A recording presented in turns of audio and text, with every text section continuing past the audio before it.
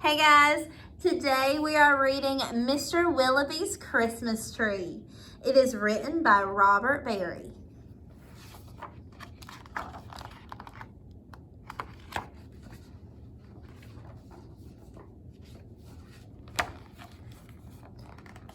Mr. Willoughby's Christmas tree came by special delivery.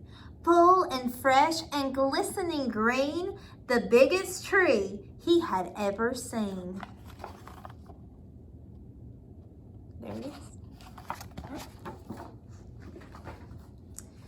He dashed downstairs to open the door.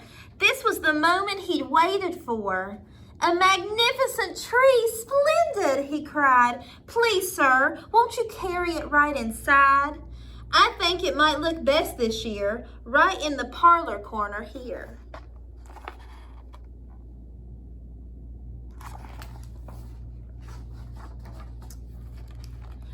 But once the tree stood in its place, Mr. Willoughby made a terrible face.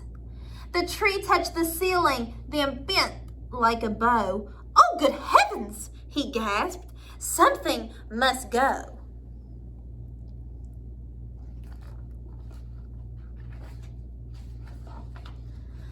Baxter the butler was called on in haste to chop off the top, though it seemed quite a waste. "That's great!" Mr. Willoughby cried with a glee. "Now we can start to trim my tree." See, cut the top off. When the trimming was well underway, the top was placed on a silver tray. Baxter said, "I know who'd just be delighted with this Christmas tree." So it was presented to Miss Adelaide, Mr. Willoughby's upstairs maid. So they cut the top off and they're giving it to Mrs. Adelaide. "Won't this tree be a pretty sight when I've trimmed it later tonight? But the top, oh dear, I'm so afraid, will have to be cut," sighed Miss Adelaide. And so with scissors sharp and long, she snipped off the top while she hummed a song. The top was set out the very next day in back of the house to be thrown away. Too big for Miss Adelaide, so she cuts the top off.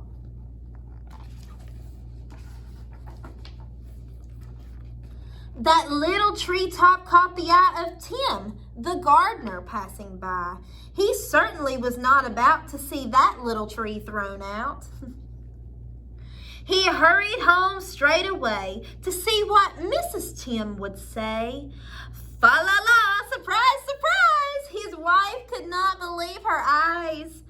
"But our house," she said, "it's so snug and small. I do not believe we need it all." And before Tim had a chance to shout, she cut off the top and she threw it out. She cut off the top too.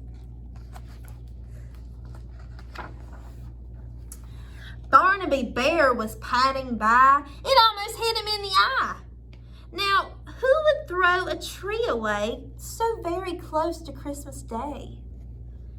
"I'll take it home, that's what I'll do. Look, Mama Bear, I have a present for you." Carrying the tree.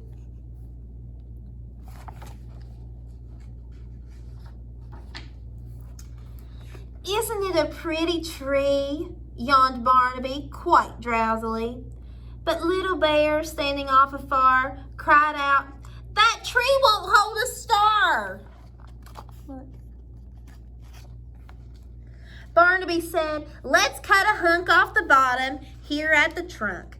But Mama Bear just shook her head and sliced the treetop off instead.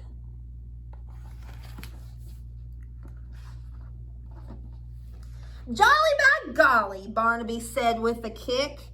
"Mama, that surely is just the right trick. Let's trim it with bells and honey rings, some berries and tinsel and popcorn on strings."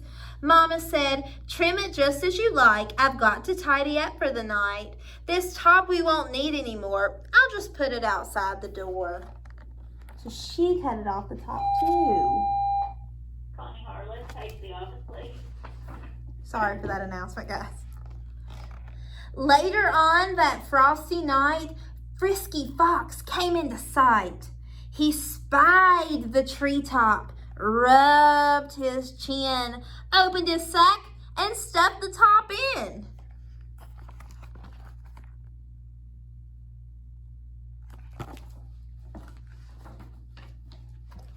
He scampered home and jumped his gate. This Christmas present couldn't wait. It's even better than mincemeat pie, said Mrs. Fox with a happy sigh. Oh, look how excited. Then the foxes saw that their Christmas prize was just a wee bit oversized. There, my dears, don't you worry. I'll fix this top now in a hurry. She cut off the top too.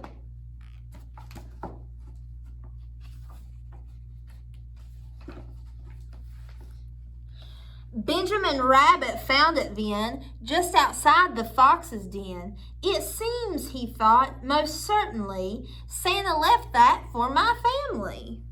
Look, he cried, see the tree I found? With that he called his family round. Then there was a merrymaking, rollicking, frolicking, carrot-shaking, celebration all around the tree. All were as happy as rabbits can be.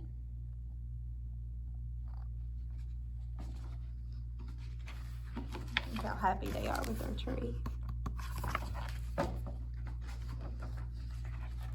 Benjamin Rabbit, with his own hand, sliced a carrot and made a stand. Now let's see how this will look in our little chimney nook. It's too big too. But right away the children cried, look, it's leaning off to one side. It's too tall, that's all, said Mrs. Rabbit. And as though it were a summer carrot, she gave it a chop and threw away the top. She cut off the top too. The mistletoe mouse just happened to see that tiny tip of a Christmas tree. He pulled it through the snow and ice, up some stairs. He fell down twice. At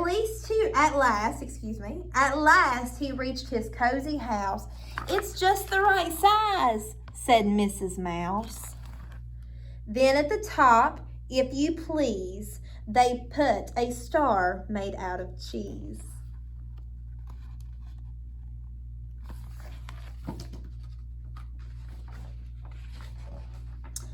Oh, wasn't it grand to have a tree exactly like Mr. Willoughby? Look at the mice. They were in his house.